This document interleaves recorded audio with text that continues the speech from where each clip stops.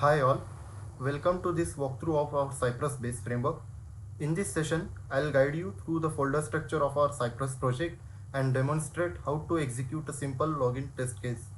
Let's get started. Here is our Cypress projects. Let's go through the folder structure. Cypress directory contains all Cypress related files and folders. Downloads. This folder is used to store downloaded files during test execution. E2E folder. This folder contains our end-to-end test cases. Here we have our login test case, which is named as firsttest.cy.js.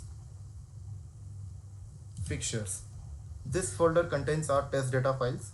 For instance, we might have a file with user credentials here.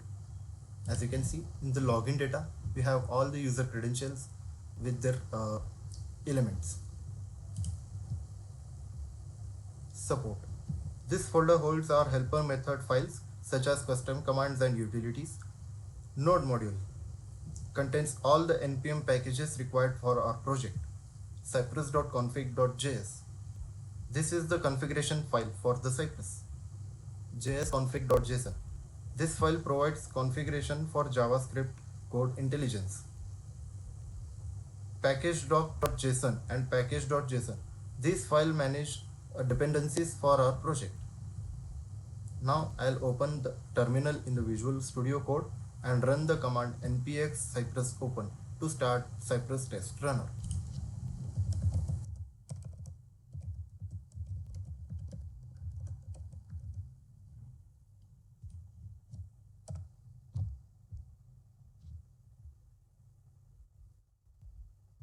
You can see the Cypress Test Runner window is opening. Here we can select E2E testing, and for the browser I'm going with the Chrome as my browser.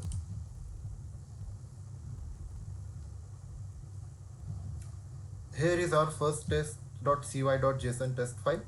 I'll click on it to run the test.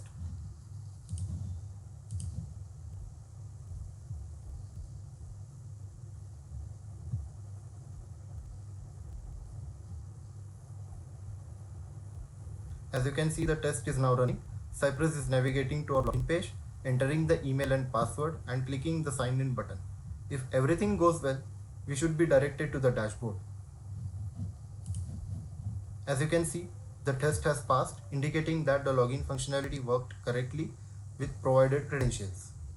Now that our test has completed, let's take a closer look at the steps executed by Cypress Test Runner.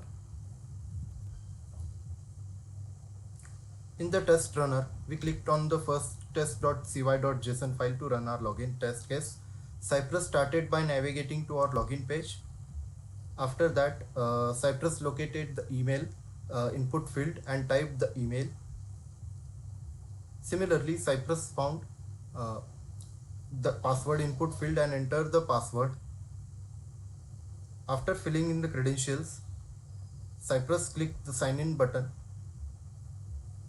Finally, we have an assertion to check if the URL includes a dashboard, which indicates a successful login.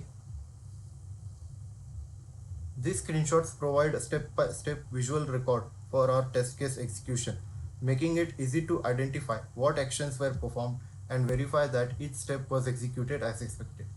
You can also view details of each step on the left side of the test runner window. Each command executed is listed along with its status, whether it's passed or failed, and the time it took to complete. This detailed breakdown helps us ensure that our test case is functioning correctly and provide valuable insight for debugging if any issue arises. Thank you.